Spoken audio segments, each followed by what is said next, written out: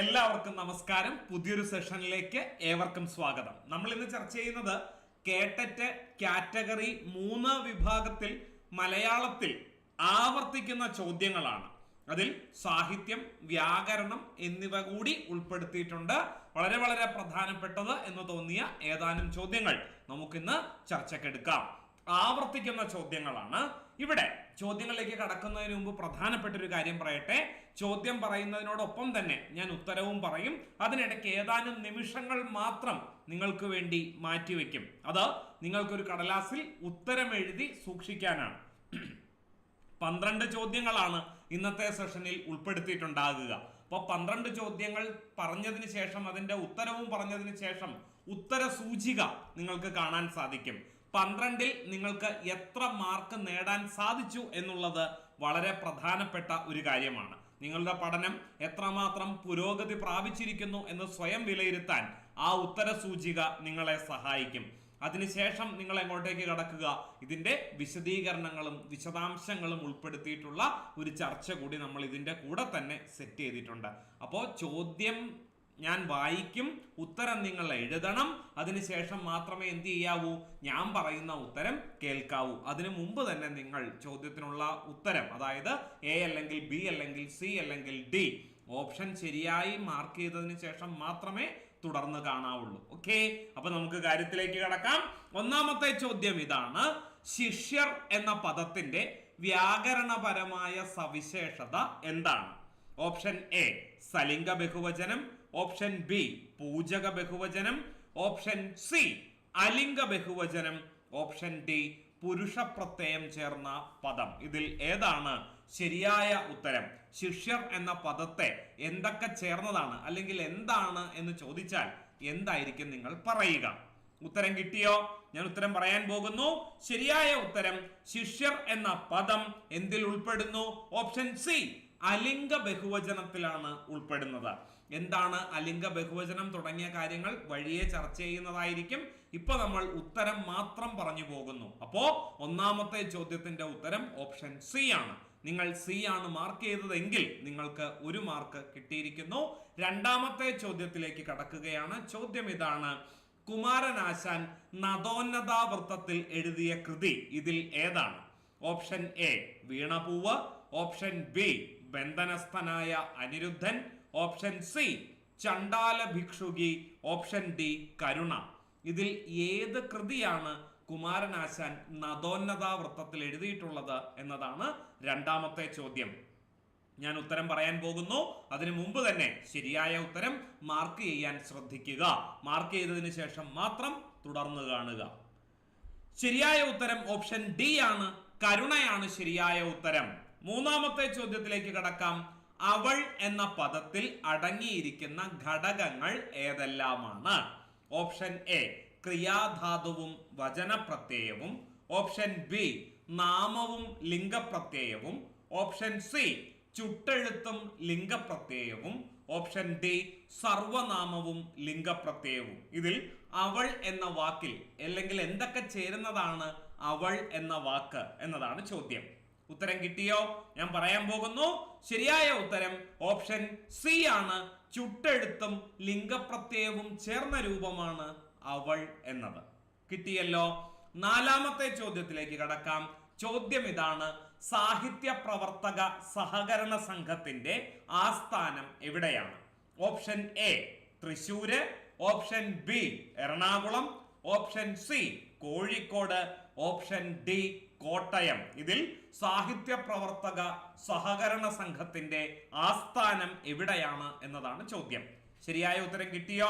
ഉത്തരം മാർക്ക് ചെയ്തതിനു ശേഷം മാത്രം തുടർന്ന് കാണുക. നാലാമത്തെ ചോദ്യത്തിന്റെ ശരിയായ ഉത്തരം ഓപ്ഷൻ ഡി ആണ്. കോട്ടയത്താണ് സാഹിത്യ പ്രവർത്തക സഹകരണ സംഘത്തിന്റെ ആസ്ഥാനം. അഞ്ചാമത്തെ ചോദ്യത്തിലേക്ക് കടക്കുന്നു. ചോദ്യം ഇതാണ്: ഇതിഹാസ കഥാപാത്രത്തെ മുൻനിർത്തി MT വാസുദേവൻ നായർ രചിച്ച നോവൽ ഇതിൽ ഏതാണ്? Option A Randamoozham, option B Asuravithu, option C മഞ്ഞ്, ഓപ്ഷൻ ഡി കാലം. ഇതിൽ ഏതോ ഒരു നോവലിൽ ഇതിഹാസത്തിലുള്ള ഒരു കഥാപാത്രം രംഗത്തെത്തുന്നുണ്ട്. അത് ഏത് നോവലിലേതാണ് എന്നതാണ് ചോദ്യം. വളരെ എളുപ്പമുള്ള ഒരു ചോദ്യമാണ്. ഞാൻ ഉത്തരം പറയാൻ പോകുന്നു. ശരിയായ ഉത്തരം ഓപ്ഷൻ എ ആണ്. രണ്ടാം ഊഴം ശരിയായ ഉത്തരം. അടുത്ത ചോദ്യത്തിലേക്ക് കടക്കാം. ചോദ്യം ഇതാണ്: പൂരക്കളിക്ക് പ്രസിദ്ധിയാർജിച്ച പ്രദേശം ഇതിൽ ഏതാണ്? ഓപ്ഷൻ എ മധ്യ കേരളം, ഓപ്ഷൻ ബി ദക്ഷിണ കേരളം, ഓപ്ഷൻ സി തെക്കൻ തിരുവിതാംകൂർ, ഓപ്ഷൻ ഡി ഉത്തര മലബാർ. ഇതിൽ ഏത് പ്രദേശത്തെ പ്രസിദ്ധമായ വിനോദ കളിയാണ് അല്ലെങ്കിൽ വിനോദ കലയാണ് പൂരക്കളി എന്നതാണ് ചോദ്യം. ശരിയായ ഉത്തരം കിട്ടിയോ? പറയാൻ പോകുന്നു. ശരിയായ ഉത്തരം ഓപ്ഷൻ ഡി ആണ്. ഉത്തര മലബാറിലാണ് പൂരക്കളിക്ക് പ്രസിദ്ധി ആർജിച്ചിട്ടുള്ളത്. അടുത്ത ചോദ്യത്തിലേക്ക് കടക്കാം. ഏഴാമത്തെ ചോദ്യം ഇതാണ്. പാശ്ചാത്യ സാഹിത്യ സിദ്ധാന്തങ്ങളുമായി ബന്ധപ്പെട്ടതാണ് ചോദ്യം. തന്റെ ആദർശ രാഷ്ട്രത്തിൽ സാഹിത്യത്തിന് പ്രവേശനമില്ല എന്ന് പ്രഖ്യാപിച്ച ചിന്തകൻ ഇവരിൽ ആരാണ്? Option A Plato, option B Aristotle, option C Hegel, option D Socrates. ഇവരിൽ ആരാണ് തന്റെ ആദർശ രാഷ്ട്രത്തിൽ സാഹിത്യത്തിന് പ്രവേശനമില്ല എന്ന് പ്രഖ്യാപിച്ചത്? ശരിയായ ഉത്തരം ഓപ്ഷൻ എ ആണ്. പ്ലേറ്റോയാണ് ശരിയായ ഉത്തരം. തന്റെ ആദർശ രാഷ്ട്രത്തിൽ സാഹിത്യത്തിന് പ്രവേശനമില്ല എന്ന് പ്രഖ്യാപിച്ചത് പ്ലേറ്റോയാണ്. എട്ടാമത്തെ ചോദ്യത്തിലേക്ക് കടക്കാം. കവിയുടെ കാൽപ്പാടുകൾ എന്ന കൃതി ഏത് സാഹിത്യ വിഭാഗത്തിലാണ് ഉൾപ്പെടുന്നത്? ഓപ്ഷൻ എ ജീവചരിത്രം, ഓപ്ഷൻ ബി നിരൂപണം, ഓപ്ഷൻ സി ആത്മകഥ, ഓപ്ഷൻ ഡി കവിതാ സമാഹാരം. ഇതിൽ ഏത് വിഭാഗത്തിൽ പെടുത്താവുന്ന കൃതിയാണ് കവിയുടെ കാൽപ്പാടുകൾ? ഉത്തരം കിട്ടിയോ? പറയാൻ പോകുന്നു. ശരിയായ ഉത്തരം ഓപ്ഷൻ സി ആണ്. ആത്മകഥ എന്ന വിഭാഗത്തിൽ പെടുത്താവുന്ന കൃതിയാണ് കവിയുടെ കാൽപ്പാടുകൾ. പത്താമത്തെ ചോദ്യത്തിലേക്ക്. ദ്രാവിഡ ഗോത്രത്തിൽ പെടാത്ത ഭാഷ ഇതിൽ ഏതാണ്? Option A Tamil, option B Gondi, option C Kannada, option D Maithili. ഇതിൽ ഏതോ ഒരു ഭാഷ മാത്രം ദ്രാവിഡ ഗോത്രത്തിൽ പെടുന്നില്ല. പ്രസ്തുത ഭാഷ ഏതാണ് എന്നതാണ് ചോദ്യം. കിട്ടിയോ? ഉത്തരം പറയാൻ പോകുന്നു. ശരിയായ ഉത്തരം ഓപ്ഷൻ ഡി ആണ്. മൈഥിലി ശരിയായ ഉത്തരം. പത്താമത്തെ ചോദ്യത്തിലേക്ക് കടക്കാം. ചോദ്യം ഇതാണ്. ഭാഷാശാസ്ത്രത്തിൽ ഘടനാവാദം അഥവാ സ്ട്രക്ചറലിസം അതിന് തുടക്കം കുറിച്ചത് ഇവരിൽ ആരാണ്? Option A Ferdinand de Saussure, option B Noam Chomsky, option C Hermann Gundert, option D Leonard Bloomfield. ഇവരിൽ ആരാണ് ഘടനാവാദത്തിന് തുടക്കം കുറിച്ചത്? ഉത്തരം കിട്ടിയോ? പറയാൻ പോകുന്നു. ശരിയായ ഉത്തരം ഓപ്ഷൻ എ ആണ്. ഫെർഡിനാൻഡ് ഡി സൊസ്യൂർ ആണ് ശരിയായ ഉത്തരം. 11ാമത്തെ ചോദ്യം. വിജ്ഞാന കൈരളി എന്ന ആനുകാലികത്തിന്റെ പ്രസാധകർ ഇവരിൽ ആരാണ്? ഓപ്ഷൻ എ കേരള സംസ്ഥാന library council, option B Kerala സാഹിത്യ അക്കാദമി, ഓപ്ഷൻ സി കേരള ഭാഷാ ഇൻസ്റ്റിറ്റ്യൂട്ട്, ഓപ്ഷൻ ഡി സാംസ്കാരിക വകുപ്പ്. ഇവരിൽ ആരാണ് വിജ്ഞാന കൈരളി എന്ന പ്രസിദ്ധീകരണത്തിന്റെ പ്രസാധകർ എന്നതാണ് 11ാമത്തെ ചോദ്യം. കിട്ടിയ ഉത്തരം? ശരിയായ ഉത്തരം ഓപ്ഷൻ സി ആണ്. കേരള ഭാഷാ ഇൻസ്റ്റിറ്റ്യൂട്ടിന്റെ പ്രസിദ്ധീകരണമാണേത്? വിജ്ഞാന കൈരളി. കിട്ടിയല്ലോ. അവസാനത്തെ ചോദ്യത്തിലേക്ക് കടക്കുകയാണ്. താഴെ പറയുന്നവയിൽ ശബ്ദാലങ്കാരം ഏതാണ്? ഓപ്ഷൻ എ രൂപകം, ഓപ്ഷൻ ബി യമകം, ഓപ്ഷൻ സി ദീപകം, ഓപ്ഷൻ ഡി വ്യതിരേകം. ഇവയിൽ ഏതാണ്? ഒരെണ്ണം മാത്രമാണ് ശബ്ദാലങ്കാരം ഉള്ളത്. ബാക്കി മൂന്നും അർത്ഥാലങ്കാരമാണ്. ശബ്ദാലങ്കാരം കണ്ടെത്താനാണ് ആവശ്യപ്പെട്ടിട്ടുള്ളത്. ശരിയായ ഉത്തരം കിട്ടിയോ? പറയാൻ പോകുന്നു. ശരിയായ ഉത്തരം ഓപ്ഷൻ ബി ആണ്. യമകം ആണ് ശരിയായ ഉത്തരം. ബാക്കി മൂന്നും അർത്ഥാലങ്കാരങ്ങളാണ്. അപ്പോൾ 12 ചോദ്യങ്ങളാണ് ഇന്ന് ചർച്ചയ്ക്കെടുക്കുന്നത്. ആ 12 ചോദ്യങ്ങളുടെയും ശരിയായ ഉത്തരം നമ്മൾ കണ്ടെത്തി കഴിഞ്ഞു. ഉത്തര സൂചികയിലേക്ക് കടക്കാം. ദാ ഇതാണ് ഉത്തര സൂചിക. 1 C, 2 D, 3 C, 4 D, 5 A, 6 D, 7 A, 8 C, 9 D, 10 A, 11 C, 12 B. ഇങ്ങനെ 12 ചോദ്യങ്ങളുടെ ഉത്തരവും നമ്മൾ കണ്ടെത്തി കഴിഞ്ഞിരിക്കുകയാണ്. അപ്പോൾ 12ൽ നിങ്ങൾക്ക് എത്ര മാർക്കാണ് ലഭിച്ചത് എന്ന കാര്യം കമന്റ് ചെയ്യുക. സ്വയം മലയാള പഠനം എവിടെ എത്തി നിൽക്കുന്നു എന്ന് നിങ്ങളെ ബോധ്യപ്പെടുത്താൻ ഇത് സഹായകമാകും എന്ന് ഞാൻ വിചാരിക്കുകയാണ്. അപ്പൊ നമ്മൾ ഇനി എങ്ങോട്ടേക്കാ കടക്കുന്നേ? ഈ പറയുന്ന 12 ചോദ്യങ്ങൾക്കും ചില വിശദീകരണങ്ങൾ ആവശ്യമാണ് എന്ന് എനിക്ക് തോന്നുന്നു. ആ വിശദീകരണങ്ങൾ ഉൾപ്പെടുത്തിയ സെഷനിലേക്കാണ് ഇനി നമ്മൾ കടക്കുന്നത്. കടക്കാലോ? കടക്കാം. എന്തായിരുന്നു ഒന്നാമത്തെ ചോദ്യം? ശിഷ്യർ എന്ന പദത്തിന്റെ വ്യാകരണപരമായ സവിശേഷത എന്ത് എന്നതായിരുന്നു ചോദ്യം. ഉത്തരം ഓപ്ഷൻ സി ആണ്, അലിംഗ ബഹുവചന പദം. എന്താണ് അലിംഗം എന്ന് പറഞ്ഞാല്? ലിംഗമില്ലാത്തത് എന്നല്ല, ലിംഗ വ്യത്യാസമില്ലാത്തത് എന്നാണ് അതുകൊണ്ട് അർത്ഥമാക്കുന്നത്. അതായത് ആണുങ്ങളും പെണ്ണുങ്ങളും ഉൾപ്പെടുന്ന വിഭാഗം, അതിനെയാണ് എന്തു പറയുന്നത്? അലിംഗ ബഹുവചനം എന്ന് പറയുന്നത്. ശിഷ്യർ എന്ന വാക്കിന്റെ പ്രത്യേകത എന്താണ്? അതിൽ ശിഷ്യനും ശിഷ്യയും ഉണ്ടാകാം. 2 കൂട്ടരെയും കൂടി ചേർത്ത് പറയുന്നതാണ് എന്ത്? അലിംഗ ബഹുവചനം. അധ്യാപകന്മാർ എന്ന് പറഞ്ഞാൽ അവിടെ ആണുങ്ങൾ മാത്രമേ ഉള്ളൂ. അധ്യാപികമാർ എന്ന് പറഞ്ഞാൽ അവിടെ പെണ്ണുങ്ങൾ മാത്രമേ ഉള്ളൂ. അതേസമയം അധ്യാപകർ എന്ന് പറഞ്ഞാലോ അവിടെ അധ്യാപകനും അധ്യാപികയും ഉൾപ്പെട്ടിട്ടുണ്ടാകാം. അങ്ങനെയുള്ള പദങ്ങളെയാണ് എന്ത് വിളിക്കുന്നത്? അലിംഗ ബഹുവചനം എന്ന് വിളിക്കുന്നത്. ബഹുവചനത്തെ തന്നെ 3ആയി തിരിച്ചിട്ടുണ്ട്. ഏതൊക്കെയാണ്? സലിംഗ ബഹുവചനം, അലിംഗ ബഹുവചനം, പൂജക ബഹുവചനം. ഒന്നാമത്തത് സലിംഗ ബഹുവചനം. എന്താണ് സലിംഗ ബഹുവചനം? സ്ത്രീലിംഗത്തിന്റെയോ പുല്ലിംഗത്തിന്റെയോ നപുംസക ലിംഗത്തിന്റെയോ ഏതെങ്കിലും ഒന്നിന്റെ മാത്രം ബഹുത്വത്തെ കുറിക്കുന്നത് അല്ലെങ്കിൽ ബഹുവചനത്തെ കുറിക്കുന്നതാണ് എന്ത്? സലിംഗ ബഹുവചനം. ഉദാഹരണങ്ങൾ നോക്കിക്കേ. നമ്പൂതിരിമാർ, അവിടെ ആര് മാത്രമേ ഉള്ളൂ? ആണുങ്ങൾ മാത്രമേ ഉള്ളൂ. നമ്പൂതിരി അല്ലെങ്കിൽ നമ്പൂതിരിയുടെ എതിർലിംഗ പദം എന്താണ്? അന്തർജനമാണ്, അല്ലെ? അപ്പൊ നമ്പൂതിരിമാർ എന്ന് പറയുമ്പോ അവിടെ പുല്ലിംഗത്തിന്റെ ബഹുവചനമാണ്. എങ്ങോട്ടേക്ക് പോകും? സലിംഗ ബഹുവചനമാണ്. തട്ടാൻ എന്നുള്ളത് പുല്ലിംഗ പദമാണ്, അതിന്റെ സ്ത്രീലിംഗ പദമാണ് തട്ടാത്തി. അപ്പൊ തട്ടാൻമാർ എന്ന് പറഞ്ഞാൽ അവിടെ ആണുങ്ങൾ മാത്രമേ ഉള്ളൂ, അതിന്റെ ബഹുവചനമാണ്. അപ്പൊ തട്ടാൻമാർ എന്നുള്ളത് എങ്ങോട്ടേക്ക് പോകും? സലിംഗ ബഹുവചനമാണ്. അമ്മമാർ, ഭാര്യമാർ തുടങ്ങിയ ഉദാഹരണങ്ങൾ പരിശോധിക്കുമ്പോൾ എന്ത് മനസ്സിലായി? അവിടെ പെണ്ണുങ്ങൾ മാത്രമേ ഉള്ളൂ എന്ന് മനസ്സിലായി. പെണ്ണുങ്ങൾ മാത്രമുള്ള വിഭാഗവും എന്തിന് ഉദാഹരണമാണ്? സലിംഗ ബഹുവചനത്തിന് ഉദാഹരണമാണ്. അടുത്തത് മലകൾ, ആനകൾ, മരങ്ങൾ. ഇത് എന്തിന് ഉദാഹരണമാണ്? സലിംഗ ബഹുവചനത്തിന് തന്നെ ഉദാഹരണമാണ്. മല, ആന, മരം തുടങ്ങിയവയെ വ്യാകരണം നപുംസകമായിട്ടാണ് പരിഗണിക്കുന്നത്. മലയുടെ കാര്യം നമ്മൾ അംഗീകരിക്കുമായിരിക്കും, പക്ഷെ ആന എന്ന് പറയുമ്പോൾ അവിടെ ആൺപെൺ ഭേദമില്ലേ, അത് നപുംസകമാണോ എന്നൊക്കെ ചോദിച്ചാല് കൊമ്പനാന അല്ലെങ്കിൽ പിടിയാന എന്ന് എടുത്തു പറഞ്ഞിട്ടുണ്ടെങ്കിൽ അത് സ്ത്രീലിംഗത്തിന്റെ അല്ലെങ്കിൽ പുല്ലിംഗത്തിന്റെ പരിധിയിൽ പെടും. അതേസമയം ആനകൾ എന്ന് മാത്രമാണ് പറയുന്നതെങ്കിൽ വ്യാകരണം അതിനെ എന്തായിട്ടാണ് പരിഗണിക്കുന്നത്? നപുംസകമായിട്ടാണ് പരിഗണിക്കുന്നത്. നപുംസകത്തിന്റെ ബഹുവചനവും എന്ത് തന്നെയാണ്? സലിംഗ ബഹുവചനം തന്നെയാണ്. മരങ്ങൾ, മരങ്ങളെയും എന്തായിട്ടേ പരിഗണിക്കുന്നുള്ളൂ? നപുംസകമായിട്ടേ പരിഗണിക്കുന്നുള്ളൂ. മരങ്ങളും എന്തിന് ഉദാഹരണമാണ്? സലിംഗ ബഹുവചനത്തിന് ഉദാഹരണമാണ്. സലിംഗ ബഹുവചനം വ്യക്തമായി എന്ന് വിചാരിക്കുന്നു. പലരും നപുംസകത്തിന്റെ ബഹുവചനം കണ്ടാൽ അത് അലിംഗ ബഹുവചനം എന്ന് എഴുതി വെക്കാറുണ്ട്. അതുകൊണ്ടാണ് ഞാൻ എടുത്തു പറയുന്നത് നപുംസകത്തിന്റെ ബഹുവചനവും എന്ത് തന്നെയാണ്? സലിംഗ ബഹുവചനം തന്നെയാണ്. അലിംഗ ബഹുവചനത്തിലേക്ക് കടന്നാൽ നമ്മുടെ ഓപ്ഷനിലുണ്ട്, ചോദ്യത്തിലുണ്ടായിരുന്നത് ശിഷ്യർ എന്ന പദമായിരുന്നു. ശിഷ്യർ എന്ന പദത്തിന്റെ പ്രത്യേകത എന്താണ്? അതിൽ ശിഷ്യനും ശിഷ്യയും ഉണ്ടാകാം. അതായത് രണ്ടും കൂടി കലർന്നുണ്ടാകുന്ന ബഹുത്വത്തെ കുറിക്കുന്നതാണ് എന്ത്? അലിംഗ ബഹുവചനം. ഉദാഹരണത്തിലൂടെ വ്യക്തമാക്കാം.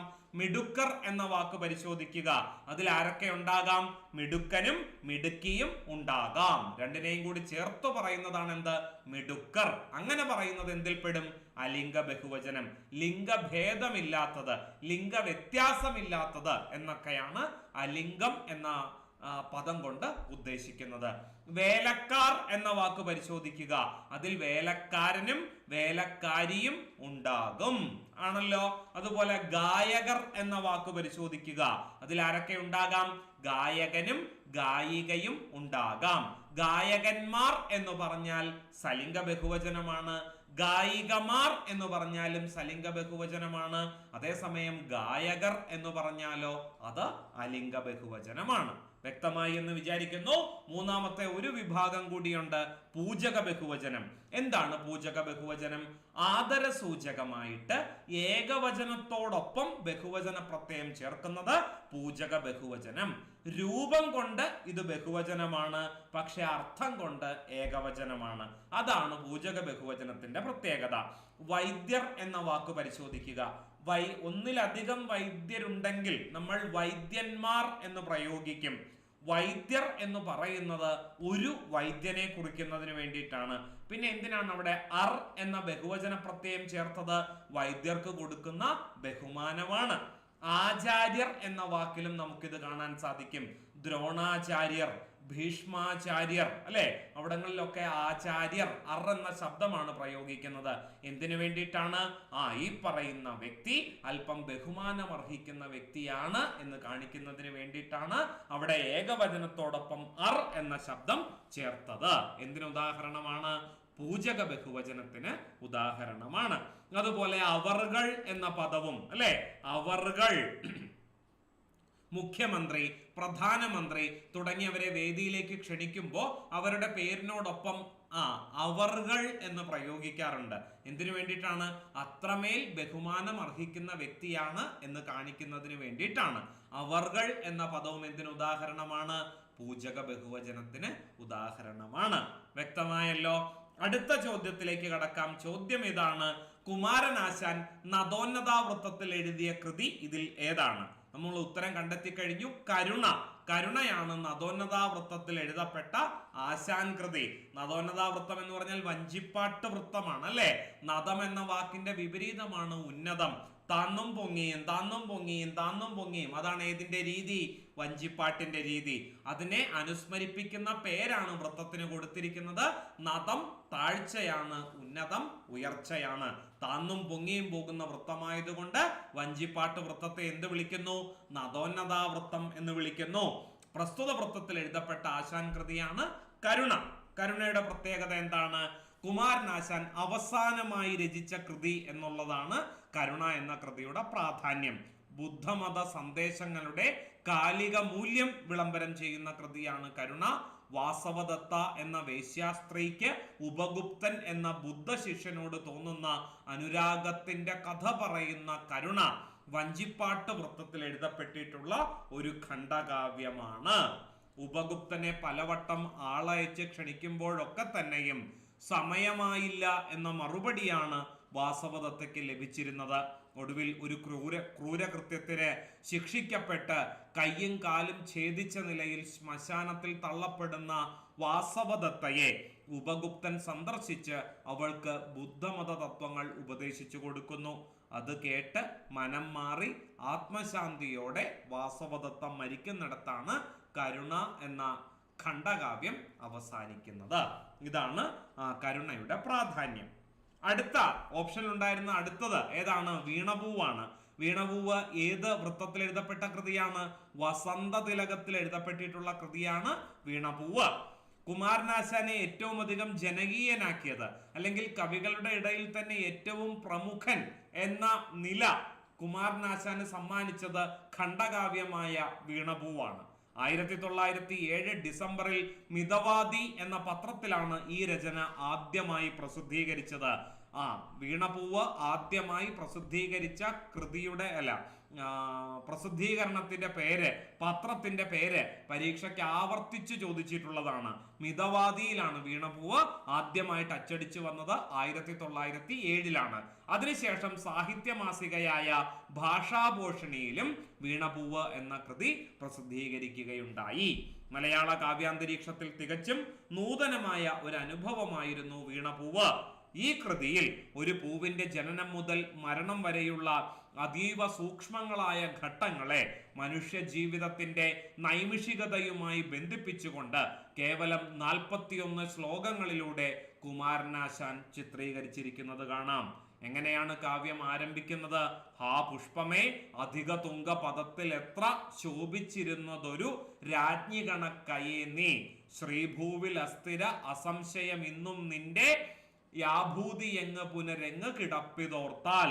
ഒരു പൂവ് കൊഴിഞ്ഞു കിടക്കുന്നത് കണ്ട് മനുഷ്യ ജീവിതത്തിന്റെ നശ്വരതയെ കുറിച്ച് വാചാലനായി തീർന്ന ഒരു കവിയെയാണ് വീണപൂവ് എന്ന കൃതിയിൽ നമുക്ക് കാണാനാവുക. അത്തരത്തിലൊരു സിംബോളിക് പ്രയോഗം മലയാള കവിതയ്ക്ക് തന്നെ ഒരു പുതിയ അനുഭവമായിരുന്നു. അങ്ങനെ വീണപൂവ് എല്ലാ തരത്തിലും എന്തായി മാറി? ഒരു നവനവോന്മേഷശാലിനിയായ ഒരു സാഹിത്യ വിഭാഗമായിട്ട്, അല്ലെങ്കിൽ കവിതകൾക്ക് ഇത്രമാത്രം സഹൃദയരെ പിടിച്ചു കുലുക്കാനുള്ള കെൽപ്പുണ്ട് എന്ന് മലയാളികൾ തിരിച്ചറിഞ്ഞത് വീണപൂവ് എന്ന കാവ്യത്തിലൂടെയാണ്. ഒരുപാട് വിശേഷങ്ങൾ പറയാനുണ്ടെങ്കിലും സമയപരിമിതി മൂലം അടുത്തതിലേക്ക് കടക്കുകയാണ്. ബന്ധനസ്ഥനായ അനിരുദ്ധൻ. വസന്ത തിലകത്തിൽ എഴുതപ്പെട്ട കൃതിയാണ് ബന്ധനസ്ഥനായ അനിരുദ്ധൻ. പക്ഷെ എഴുതിയത് കുമാരനാശാൻ അല്ല. പിന്നെയോ വള്ളത്തോളിന്റെ പ്രസിദ്ധമായ കാവ്യമാണേത്? ബന്ധനസ്ഥനായ അനിരുദ്ധൻ. പിന്നെ ഓപ്ഷനിലുള്ളത് ഏതാണ്? ചണ്ടാല ഭിക്ഷുകിയാണ്. എന്താണ് ചണ്ടാല ഭിക്ഷുകിയുടെ പ്രാധാന്യം? ദുരവസ്ഥയും ചണ്ടാല ഭിക്ഷുകിയും കുമാരനാശാൻ എഴുതി പൂർത്തിയാക്കിയത് 1922-ലാണ്. 2022 അതിന്റെ 100ാം വാർഷിക ആഘോഷം കേരളത്തിൽ അങ്ങോളം ഇങ്ങോളം നടക്കുകയുണ്ടായി. ദുരവസ്ഥ തന്റെ മറ്റു കൃതികളെ അപേക്ഷിച്ച് വിലക്ഷണ രീതിയിൽ എഴുതിയതാണ് എന്ന് ആശാൻ സൂചിപ്പിക്കുന്നുണ്ട്. പരീക്ഷയ്ക്ക് ചോദിച്ചിട്ടുണ്ട്, ആശാൻ തന്നെ വിലക്ഷണ രീതിയിൽ എഴുതപ്പെട്ട കൃതി എന്ന് സ്വയം വിശേഷിപ്പിച്ച കൃതി ഏതാണ് എന്ന് പരീക്ഷയ്ക്ക് ചോദ്യം വന്നിട്ടുണ്ട്. ഉത്തരം ചണ്ടാല ഭിക്ഷുകിയല്ല, ദുരവസ്ഥയാണ്. എന്തു തന്നെയാണെങ്കിലും ഈ പറയുന്ന ചണ്ടാല ഭിക്ഷുകി, അതായത് ചണ്ടാല ഭിക്ഷുകി എന്ന കൃതി ദുരവസ്ഥയുടെ സഹോദരീ സ്ഥാനം അലങ്കരിക്കാൻ കെൽപ്പുള്ള കൃതിയാണ് എന്ന് ആശാൻ തന്നെ പ്രസ്താവനയിൽ സൂചിപ്പിക്കുന്നുണ്ട്. കൃതിയിലേക്ക് കടന്നാൽ ശ്രീ ബുദ്ധന്റെ ദിവ്യാവതാര കഥകളിൽ ഒന്നായ മാതങ്കി എന്ന ചണ്ടാല യുവതിയുടെ സംഘപ്രവേശമാണ് ചണ്ടാല ഭിക്ഷുകിയിലെ ഇതിവൃത്തം. ദുരവസ്ഥയും ഇതും ഒരേ ഞെട്ടിൽ പൂത്ത 2 പുഷ്പങ്ങളാണ് എന്ന് ചണ്ടാല ഭിക്ഷുകിയുടെ അവതാരികയിൽ ഉള്ളൂർ എസ് പരമേശ്വരയ്യർ അഭിപ്രായപ്പെടുന്നുണ്ട്. അടുത്തൊരു ചോദ്യം പ്രതീക്ഷിക്കാമല്ലോ. ചണ്ടാല ഭിക്ഷുകിക്ക് അവതാരിക എഴുതിയത് ആരാണ്? ഉത്തരം ഉള്ളൂർ എസ് പരമേശ്വരയ്യരാണ്. ബുദ്ധമതത്തിലെ പല ആശയങ്ങളും ഹിന്ദു മതത്തിലെ അനാചാരങ്ങൾ തുടച്ചു നീക്കാൻ പ്രയോജനപ്പെടുമെന്ന വിശ്വാസമാകണം ഈ കൃതിയിൽ ബുദ്ധമതവുമായി ബന്ധപ്പെട്ട ഇതിവൃത്തം സ്വീകരിക്കാൻ ഒരുപക്ഷെ കുമാരനാശാനെ പ്രേരിപ്പിച്ചത്. പ്രൊഫസർ ലക്ഷ്മി നരാസുവിന്റെ ദ എസൻസ് ഓഫ് ബുദ്ധിസം എന്ന പുസ്തകത്തിൽ നിന്നുള്ള കഥയാണ് ഈ കവിതയ്ക്ക് ആധാരമായത്. ജാതി ശ്രേണിയിൽ ഏറെ പിന്നാക്കം നിൽക്കുന്ന സമുദായത്തിൽപ്പെട്ട മാതങ്കിയോട് ഉന്നത കുലജാതനായ ആനന്ദ ഭിക്ഷു കുടിക്കാൻ വെള്ളം ചോദിക്കുന്നിടത്താണ് കഥ ആരംഭിക്കുന്നത്. ഇത് ഹൈസ്കൂൾ ടെക്സ്റ്റ് ബുക്കിൽ പാഠഭാഗമായി നിൽക്കുന്നത് കൊണ്ട് തന്നെ പരീക്ഷകളിൽ ചോദ്യം വരാനുള്ള സാധ്യത വളരെ വളരെ കൂടുതലാണ്. അടുത്ത ചോദ്യത്തിലേക്ക് കടക്കുന്നു. അവൾ എന്ന പദത്തിൽ ഏതെല്ലാം ഘടകങ്ങൾ അടങ്ങിയിരിക്കുന്നു? ചുട്ടെഴുത്തും ലിംഗപ്രത്യയവും. എങ്ങനെയാണ് അവൾ എന്ന പദം പിരിച്ചെഴുതേണ്ടത്? ആ എന്ന ശബ്ദത്തോടൊപ്പം അൾ എന്ന സ്ത്രീലിംഗ പ്രത്യയം ചേരുമ്പോഴാണ് അത് എന്തായി മാറുന്നത്? അവൾ എന്ന വാക്കായി മാറുന്നത്. അവനാണെങ്കിലോ ആ എന്ന ചുട്ടെഴുത്തിനോടൊപ്പം അൻ എന്ന പുല്ലിംഗ പ്രത്യയം ചേരുമ്പോഴാണ് അവൻ എന്ന വാക്ക് ഉണ്ടാകുന്നത്. കാര്യം മനസ്സിലായി എന്ന് വിചാരിക്കുന്നു. എന്താണ് ചുട്ടെഴുത്ത്? ആ, ഇ, എ ഇതിനെയാണ് മലയാള ഭാഷയിൽ ചുട്ടെഴുത്തുകൾ എന്ന് വിളിക്കുന്നത്. ഇത് എന്തിനു വേണ്ടി ഉപയോഗിക്കുന്നു? ചൂണ്ടിക്കാണിക്കുന്നതിനു വേണ്ടി ഉപയോഗിക്കുന്നു. അത്, ഇത്, ഏത് മുതലായ രീതികളിൽ ഇവ ഉപയോഗിക്കുന്നു. ദൂരെയുള്ളതിനെയും അടുത്തുള്ളതിനെയും ചോദ്യരൂപത്തിലും ഇത് ഉപയോഗിക്കുന്നു. നോക്കിക്കേ, അത് അല്ലെ, അതിങ്ങോട്ട് എടുത്തേ എന്ന് പറഞ്ഞാൽ എന്നിൽ നിന്നും അല്പം ദൂരെയാണ് ഈ പറയുന്ന വസ്തു, അത് അല്ലെ കുടികൊള്ളുന്നത്. അപ്പോൾ എന്നിൽ നിന്നും അല്പം ദൂരെ എന്ന് കാണിക്കാനായിട്ട് അത് എന്ന വാക്ക് ഉപയോഗിച്ചു. ഇത് നീ എടുത്തോ എന്ന് പറഞ്ഞുകൊണ്ട് ഞാൻ ഒരു വസ്തു ഒരാൾക്ക് കൊടുക്കുകയാണെങ്കിൽ ഇത് നീ എടുത്തോ, എന്റെ തൊട്ടടുത്ത് ആ വസ്തു ഉണ്ട് എന്നാണ് അതിന്റെ അർത്ഥം. ഇനി ഏത് അല്ലെ, നീ ഏതിനെ കുറിച്ചാ സംസാരിക്കുന്നേ, നീ എന്തിനെ കുറിച്ചാ സംസാരിക്കുന്നേ എന്നൊക്കെ നമ്മൾ ചോദിക്കാറുണ്ട് അല്ലെ. ഏത് എന്ന് പറഞ്ഞാൽ എന്റെയോ നിന്റെയോ കൺമുന്നിലേ ഇല്ലാത്ത ഏതോ ഒരു വസ്തുവിനെ കുറിച്ചാണ് പറയുന്നത്. അപ്പോ ചൂണ്ടിക്കാണിക്കാൻ ഉപയോഗിക്കുന്ന ഇത്തരം ശബ്ദങ്ങളെയാണ് എന്ത് വിളിക്കുന്നത്? ചുട്ടെഴുത്തുകൾ എന്ന് വിളിക്കുന്നത്. തൊട്ടടുത്താണെങ്കിൽ ഇത് എന്ന് പ്രയോഗിക്കുന്നു, അല്പം അകലെയാണെങ്കിൽ അത് എന്ന് പ്രയോഗിക്കുന്നു, കൺമുന്നിലേ ഇല്ലെങ്കിലോ ഏതോ ഒന്ന്, അല്ലെ, എ എന്ന ചുട്ടെഴുത്ത് പ്രയോഗിക്കുന്നു. ഇതാണ് ഇങ്ങനെയുള്ള 3 ചുട്ടെഴുത്താണ്. ഇവ യഥാവിധി ഹ്രസ്വമായും ദീർഘമായും ഉപയോഗിക്കാറുണ്ട്. ആ, ഈ, ഏ, ഇത് 3ഉം എന്ത് തന്നെയാണ്? ചുട്ടെഴുത്തുകൾ തന്നെയാണ്. അതായത് ആ, ഈ, എ എന്നിങ്ങനെ 3 ചുട്ടെഴുത്തുകളാണ് മലയാളത്തിലുള്ളത്. അവയുടെ ഹ്രസ്വവും ദീർഘവും എന്ത് തന്നെയാണ്? ചുട്ടെഴുത്തുകൾ തന്നെയാണ്. ഇനി നമുക്ക് എന്തിലേക്ക് കടക്കണം? ലിംഗപ്രത്യയത്തിലേക്ക് കടക്കണം. ഏതൊക്കെയാ മലയാളത്തിലെ ലിംഗപ്രത്യയങ്ങൾ? സ്ത്രീലിംഗ പ്രത്യയം 2 എണ്ണമുണ്ട്. അൾ എന്ന പ്രത്യയവും ഈ എന്ന പ്രത്യയവും. അവൾ, ഇവൾ, യവൾ എന്നൊക്കെ പറയുമ്പോ അൾ എന്ന പ്രത്യയവും, മിടുക്കി, സുന്ദരി, ബുദ്ധിമതി എന്നൊക്കെ പറയുമ്പോ ഈ പ്രത്യയവും ഉപയോഗിക്കുന്നു. എന്നാൽ പുല്ലിംഗ പ്രത്യയത്തിലേക്ക് കടക്കുമ്പോ അൻ എന്ന ഒറ്റ പ്രത്യയമാണുള്ളത്. അവൻ, ഇവൻ, യവൻ, മകൻ, തടിയൻ, മടിയൻ, കൊതിയൻ എന്നൊക്കെ പറയുന്നിടത്ത് അൻ എന്ന ഒറ്റ പ്രത്യയമേ എവിടെ ഉപയോഗിക്കാറുള്ളൂ? ലിംഗപ്രത്യയമായിട്ട് അല്ലെങ്കിൽ പുല്ലിംഗ പ്രത്യയമായിട്ട് ഉപയോഗിക്കാറുള്ളൂ. ഇനി ജീവനില്ലാത്തതിനെ കുറിക്കുന്ന, നപുംസകത്തെ കുറിക്കുന്ന പ്രത്യയങ്ങളും മലയാളത്തിൽ 2 എണ്ണമുണ്ട്. അം, ത എന്നിങ്ങനെ 2 പ്രത്യയങ്ങൾ. വെള്ളം, കലം, കുടം എന്നൊക്കെ പറയുന്നിടത്ത് അം എന്ന ശബ്ദമാണ് ഉപയോഗിക്കുന്നത്. നേരത്തെ സൂചിപ്പിച്ചതുപോലെ അത്, ഇത്, ഏത് എന്നൊക്കെ നമ്മൾ വസ്തുക്കളെ കുറിക്കാനായിട്ടാണ് ഉപയോഗിക്കുന്നത്, അല്ലെ? അപ്പൊ അതും എന്ത് തന്നെയാണ്? നപുംസകലിംഗ പ്രത്യയമാണ്. സ്ത്രീലിംഗത്തിന് അൾ, ഈ എന്നിങ്ങനെ 2 പ്രത്യയം, പുല്ലിംഗത്തിന് അൻ എന്ന ഒറ്റ പ്രത്യയം, നപുംസകലിംഗത്തിന് അം, ത എന്നിങ്ങനെ 2 പ്രത്യയങ്ങൾ. ഇങ്ങനെയാണ് മലയാളത്തിൽ ലിംഗപ്രത്യയങ്ങളുടെ കിടപ്പ്. കിട്ടിയല്ലോ. അടുത്ത ചോദ്യത്തിലേക്ക് കടക്കാം. ചോദ്യം ഇതാണ്: സാഹിത്യ പ്രവർത്തക സഹകരണ സംഘത്തിന്റെ ആസ്ഥാനം എവിടെയാണ്? കോട്ടയമാണ് ശരിയായ ഉത്തരം. നമ്മൾ കണ്ടെത്തി കഴിഞ്ഞു. എന്താണ് ഈ സാഹിത്യ പ്രവർത്തക സഹകരണ സംഘം? കേരളത്തിലെ പുസ്തകങ്ങളുടെ സുഗമമായ വിൽപ്പന, പ്രസാധനം, എഴുത്തുകാർക്ക് മാന്യമായ പ്രതിഫലം എന്നീ ലക്ഷ്യങ്ങൾ മുൻനിർത്തി 1945 മാർച്ച് 15 രജിസ്റ്റർ ചെയ്ത സംഘടനയാണ് സാഹിത്യ പ്രവർത്തക സഹകരണ സംഘം.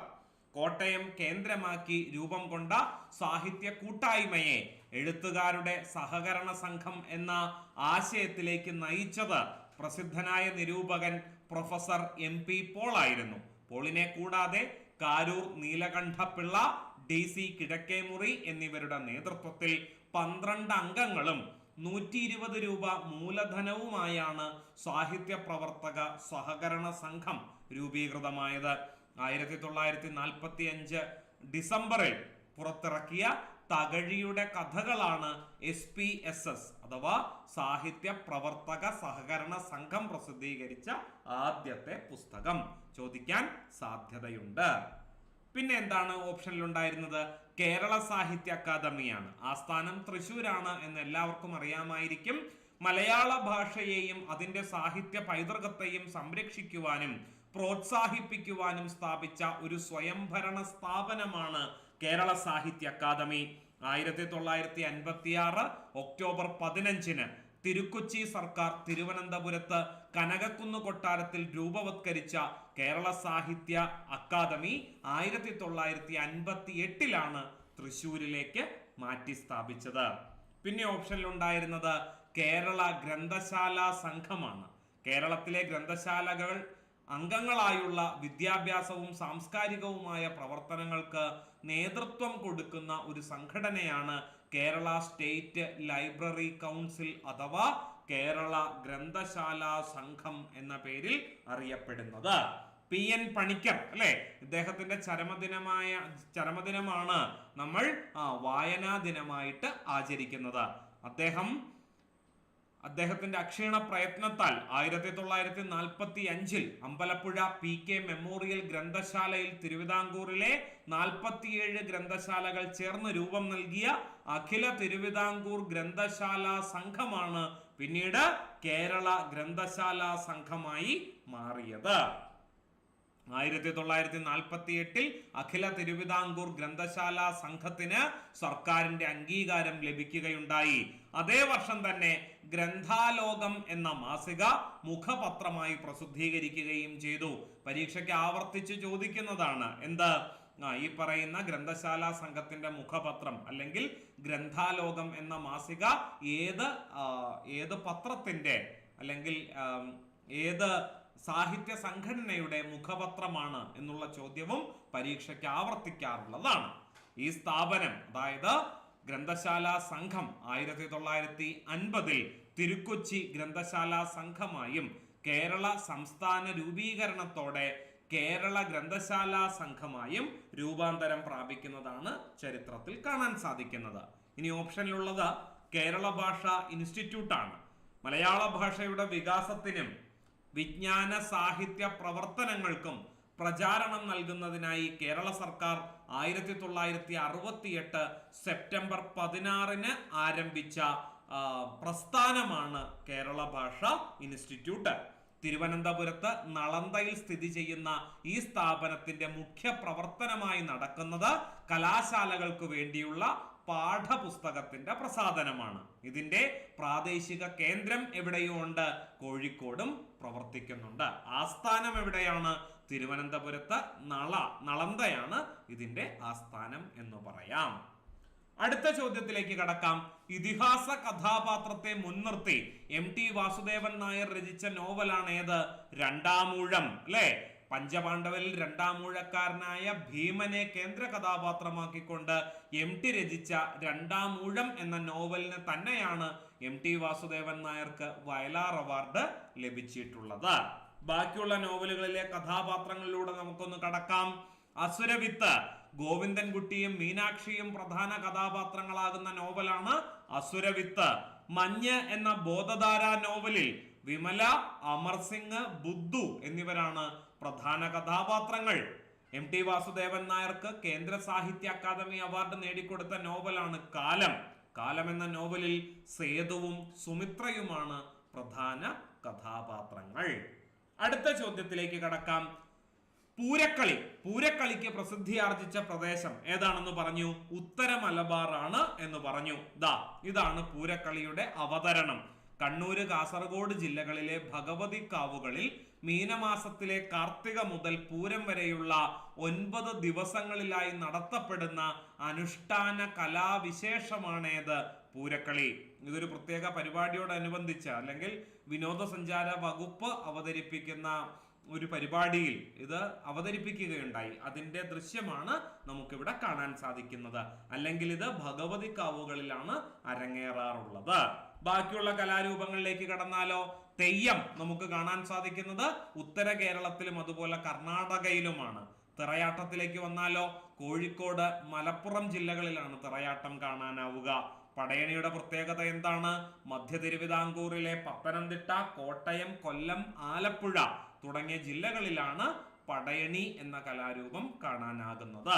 പാവക്കൂത്ത് കാണാൻ സാധിക്കുന്നത് പാലക്കാട് ജില്ലയിലാണ്. വള്ളുവനാട്ടിലും പരിസര പ്രദേശങ്ങളിലുമുള്ള ദേവീക്ഷേത്രങ്ങളിൽ അരങ്ങേറാറുള്ള കലാരൂപമാണ് ഏത്? തോൽപ്പാവക്കൂത്ത് അഥവാ പാവക്കൂത്ത്. അടുത്ത ചോദ്യത്തിലേക്ക് കടക്കാം. പാശ്ചാത്യ സാഹിത്യ മീമാംസയുമായി ബന്ധപ്പെട്ട ചോദ്യമാണ്. തന്റെ ആദർശ രാഷ്ട്രത്തിൽ സാഹിത്യത്തിന് പ്രവേശനമില്ല എന്ന് പ്രഖ്യാപിച്ചത് ആരാണ്? പ്ലേറ്റോയാണ്. പ്ലേറ്റോ. അരിസ്റ്റോട്ടിലേക്ക് വന്നാലോ? കല പ്രകൃതിയുടെ അനുകരണമാണത്രേ. ഭാഷ മുഖേനയുള്ള അനുകരണമാണത്രേ സാഹിത്യകല. വസ്തുതകൾ അതേപടി പകർത്തുക, നിർജീവങ്ങളായ പ്രതിച്ഛായകൾ നിർമ്മിക്കുക എന്നല്ല അനുകരണം എന്നതുകൊണ്ട് അരിസ്റ്റോട്ടിൽ ഉദ്ദേശിച്ചത്. പിന്നെയോ പ്രകൃതിയുടെയും ജീവിതത്തിന്റെയും രൂപം എന്തായിരിക്കണം എന്തായിരിക്കണമോ അതിനെയാണ് അനുകരിക്കേണ്ടത്. ഒരു ആദർശ രൂപത്തെ അവിടെ അരിസ്റ്റോട്ടിൽ സൃഷ്ടിച്ചെടുക്കുകയാണ് ചെയ്തത്. പക്ഷേ പ്ലേറ്റോയെ സംബന്ധിച്ചിടത്തോളം സത്യത്തിൽ നിന്ന് 2 പടി അകലെയാണ് സാഹിത്യം കുടികൊള്ളുന്നത്. അതുകൊണ്ടാണ് തന്റെ ആദർശ ലോകത്തിൽ സാഹിത്യത്തിന് പ്ലേറ്റോ പ്രവേശനം അനുവദിക്കാതിരുന്നത്. കിട്ടിയല്ലോ. ഹെഗലിനെ കുറിച്ച് പറയാനാണെങ്കിൽ ശുദ്ധ ആശയവാദ ചിന്തയിൽ നിന്നും വൈരുദ്ധ്യാത്മക ആശയവാദം രൂപപ്പെടുത്തിയത് പ്രധാനമായും ഹെഗലാണ് എന്ന് പറയാം. ഹെഗലിന്റെ വൈരുദ്ധ്യാത്മക ആശയവാദത്തെ തലതിരിച്ചിട്ടാണ് കാറൽ മാക്സ് വൈരുദ്ധ്യാത്മക ഭൗതികവാദം അല്ലെ രൂപപ്പെടുത്തിയത് എന്നാണ് കരുതുന്നത്. അടുത്തത് സോക്രട്ടീസ് ആണ്. സോക്രട്ടീസ് ഒന്നും എഴുതുകയോ രേഖയാക്കി വയ്ക്കുകയോ ചെയ്തിട്ടില്ല. പ്ലേറ്റോ, സെനോഫൺ, അരിസ്റ്റോട്ടിൽ എന്നിവരുടെ രചനകളിൽ നിന്നാണ് സോക്രട്ടീസിന്റെ തത്വചിന്തകളെയും സിദ്ധാന്തങ്ങളെയും കുറിച്ചുള്ള വിവരങ്ങൾ നാം അടങ്ങുന്ന ലോകത്തിന് ലഭ്യമായത്. ചിറോഫോൻ എന്ന സുഹൃത്തിന്റെ സഹായത്തോടെ അദ്ദേഹം ശാസ്ത്ര ഇൻസ്റ്റിറ്റ്യൂട്ട് നടത്തിയിരുന്നു എന്ന് അരിസ്റ്റോഫെനീസ് അഭിപ്രായപ്പെടുന്നുണ്ട്. ശാസ്ത്ര ഗവേഷണത്തിൽ അദ്ദേഹം മുഴുകിയിരുന്നതായി പ്ലേറ്റോയും പറഞ്ഞു കാണുന്നു. ഈ പറയുന്ന തെളിവുകളുടെ അടിസ്ഥാനത്തിലാണ് സോക്രട്ടീസ് എന്ന വ്യക്തിയെക്കുറിച്ചുള്ള പരിമിതമായ അറിവ് നമുക്ക് ലഭിച്ചിട്ടുള്ളത്. വിധിക്കെതിരെ സംസാരിച്ച സോക്രട്ടീസ് ഈ വരേണ്യ നേതാക്കൾക്ക് ഒന്നും അറിയില്ല എന്ന് തുറന്നു പറഞ്ഞു. നന്മയെക്കുറിച്ച്, സൗന്ദര്യത്തെക്കുറിച്ച്, സദാചാരത്തെക്കുറിച്ച് ഒന്നും അവർക്കറിയില്ല. തനിക്കും ഒന്നും അറിയില്ലായിരുന്നുവെങ്കിലും അറിയാനുള്ള ആഗ്രഹം കൊണ്ടാണ് തനിക്ക് വിജ്ഞാനം നേടാൻ കഴിഞ്ഞത് എന്ന് തുറന്ന് പ്രസ്താവിച്ചത് അക്കാലത്തെ സോകോൾഡ് വരേണ്യ നേതാക്കളെ ചൊടിപ്പിക്കുക തന്നെ ചെയ്തു. അങ്ങനെ അദ്ദേഹത്തെ വധിക്കാൻ ഉത്തരവിടുകയും ചെയ്തു എന്നാണ് ചരിത്രം പറയുന്നത്. അടുത്ത ചോദ്യത്തിലേക്ക് കടക്കാം. കവിയുടെ കാൽപ്പാടുകൾ എന്ന കൃതി ഏത് വിഭാഗത്തിലാണ് ഉൾപ്പെടുന്നത്? ഓപ്ഷൻ എ ജീവചരിത്രം, ഓപ്ഷൻ ബി നിരൂപണം, ഓപ്ഷൻ സി ആത്മകഥ, ഓപ്ഷൻ ഡി കവിതാ സമാഹാരം. ഇതിൽ ഏതു വകുപ്പിൽ പെടുത്താം കവിയുടെ കാൽപ്പാടുകൾ എന്ന കൃതിയെ? കിട്ടിയോ ഉത്തരം? ശരിയായ ഉത്തരം നമുക്ക് കിട്ടിക്കഴിഞ്ഞല്ലോ അല്ലെ, ആത്മകഥയാണ്. ആരുടെ ആത്മകഥയാണ്? പി കുഞ്ഞിരാമൻ നായരുടെ ആത്മകഥയാണ്. നിളയുടെ കവി എന്നറിയപ്പെടുന്ന പി കുഞ്ഞിരാമൻ നായർ. അദ്ദേഹം കവിയുടെ കാൽപ്പാടുകൾ, എന്നെ തിരയുന്ന ഞാൻ, നിത്യകന്യകയെ തേടി, ഇങ്ങനെ 3 ആത്മകഥകളാണ് എഴുതിയിട്ടുള്ളത്. ഇപ്പോൾ ഈ 3 ആത്മകഥകളും കൂടി ഒറ്റ പുസ്തകമായിട്ടാണ് പ്രസിദ്ധീകരിക്കുന്നത്.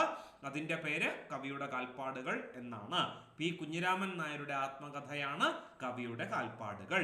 അങ്ങനെയെങ്കിൽ ആത്മകഥയുമായി ബന്ധപ്പെട്ട് നമ്മുടെ പരീക്ഷയ്ക്ക് ആവർത്തിച്ച് ചോദിക്കാറുള്ള ചില ആത്മകഥകളെ നമുക്കൊന്ന് പരിചയപ്പെടാം. നോക്കിക്കേ. ഓർമ്മയുടെ തീരങ്ങളിൽ തകഴി ശിവശങ്കരപിള്ളയുടെ ആത്മകഥയാണ്. ഓർമ്മയുടെ ഓളങ്ങളിൽ ജി ശങ്കരക്കുറുപ്പിന്റെയാണ്. ഓർമ്മയുടെ അറകൾ എന്ന ആത്മകഥ എഴുതിയിട്ടുള്ളത് വൈക്കം മുഹമ്മദ് ബഷീറാണ്. തുടിക്കുന്ന താളുകൾ എന്ന ആത്മകഥയുടെ കർത്താവ് ഗന്ധർവ കവിയായ ചങ്ങമ്പുഴ കൃഷ്ണപിള്ളയാണ്. തോപ്പിൽ ഭാസിയുടെ ആത്മകഥയാണ് ഒളിവിലെ ഓർമ്മകൾ. സർവീസ് സ്റ്റോറി എന്ന ആത്മകഥ എഴുതിയത് മലയാറ്റൂർ രാമകൃഷ്ണനാണ്. നാടക നടനായ തിക്കോടിയൻ പി കുഞ്ഞനന്തൻ നായർ, അദ്ദേഹത്തിന്റെ ആത്മകഥയുടെ പേര് അരങ്ങ് കാണാത്ത നടൻ എന്നാണ്.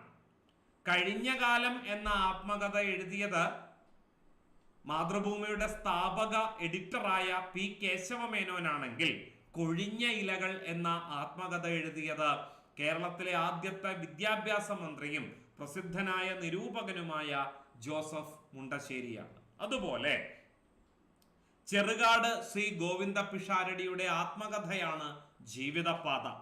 നാടക നടനും സംവിധായകനും രചയിതാവും ഒക്കെയായ NN പിള്ളയാണ് ഞാൻ എന്ന ആത്മകഥ എഴുതിയത്. അഞ്ഞൂറാൻ മുതലാളി എന്ന് പറഞ്ഞാൽ നമുക്ക് പെട്ടെന്ന് ഓർമ്മ വരും. അദ്ദേഹത്തിന്റെ ആത്മകഥയാണ് ഞാൻ. നിരൂപകനായ നോവലിസ്റ്റായ പി കേശവദേവിന്റെ ആത്മകഥയുടെ പേര് എതിർപ്പ് എന്നാണ്.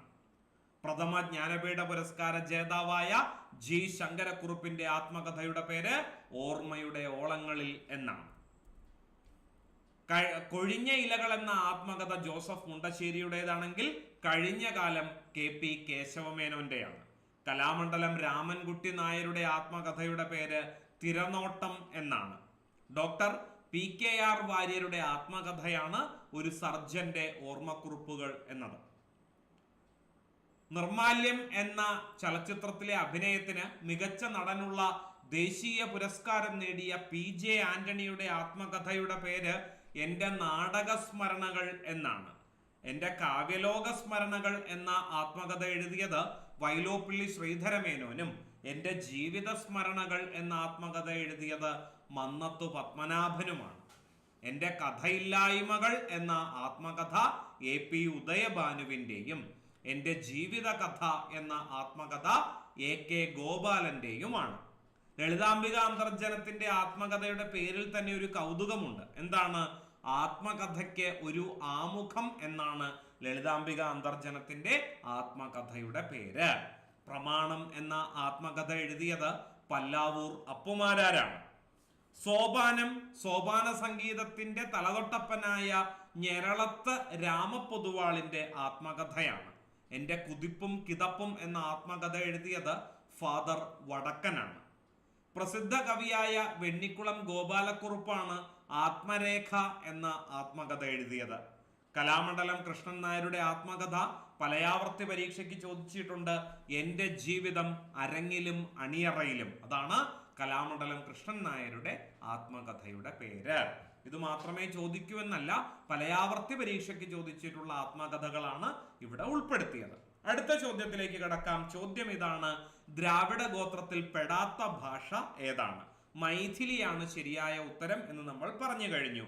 അങ്ങനെയാണെങ്കിൽ ദ്രാവിഡ ഭാഷാഗോത്രം അഥവാ ദ്രവീഡിയൻ ലിംഗ്വിസ്റ്റിക് ഫാമിലി, ഇതിൽ ഉൾപ്പെടുന്ന ഭാഷകളെ നമുക്കൊന്ന് പരിചയപ്പെടാം. തെക്കേ ഇന്ത്യയിൽ കേന്ദ്രീകരിച്ചിരിക്കുന്ന ഭാഷാഗോത്രത്തെയാണ് ദ്രാവിഡ ഭാഷാഗോത്രം എന്ന് വിളിക്കുന്നത്. മലയാളം, തമിഴ്, തെലുങ്ക്, കന്നഡ എന്നീ പ്രമുഖമായ സാഹിത്യ ഭാഷകൾ അടക്കം 85 ഭാഷകളാണത്രേ ദ്രാവിഡ ഭാഷാഗോത്രത്തിൽ ഉൾപ്പെട്ടിട്ടുള്ളത്. അവ ഏതൊക്കെയാണ് പ്രധാനപ്പെട്ടത്? മലയാളം, കന്നഡ, തമിഴ്, തുളു, ബെല്ലാരി, തോട, കോട, കൊരക, ബെടക, കുറുമ്പ, ഇരുള, മുടുക, കൊടക, പാലിയൻ, ചാതിപ്പ് എന്നിവ ദക്ഷിണ ദ്രാവിഡ ഭാഷയിൽ ഉൾപ്പെടുന്ന അല്ലെങ്കിൽ ദക്ഷിണ ദ്രാവിഡ ഭാഷാഗോത്രത്തിൽ ഉൾപ്പെടുന്ന ഭാഷകളാണ്.